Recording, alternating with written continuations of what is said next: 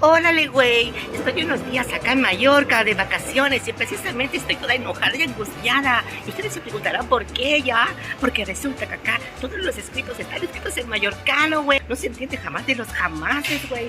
Miren, máximo. Pero ¿por qué les cuesta poner una O? Máximo y el acento al revés. Sí, en dejes, de fora, fa y... ¿Pero qué es eso, güey? Eso no significa absolutamente nada. De fuera, fight.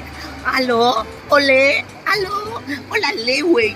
Ay, por Cantinflas, que no se entiende nada. Espero que les guste mucho este video. Y si no les gusta, es que ustedes son catalanes, güey. Aquí tampoco se lee de ninguna de las maneras. Servete recollida de trastos. Esto sí que es un hijo de la chingada. ¿Qué son los trastos? Diumerges, de Sau, los que por acá vostra, se destorba. ¿Qué es destorba, pues? Destorba no se sabe de ninguna de las maneras. Creo que ya entendí. Esto es un trenecito. Creo que esto no es un trenecito. Esto es una basura bien chingosa. Oh.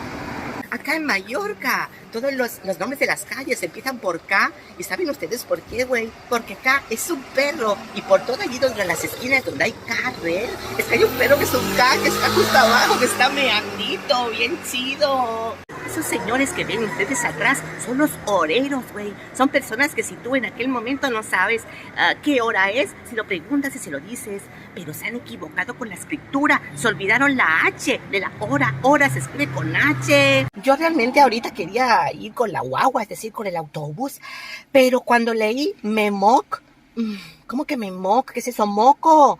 Moco es un asco asqueroso, la chingada, me hizo como arcadas y todo. Entonces por eso cogí acá el carrito, el coche y me voy para allá.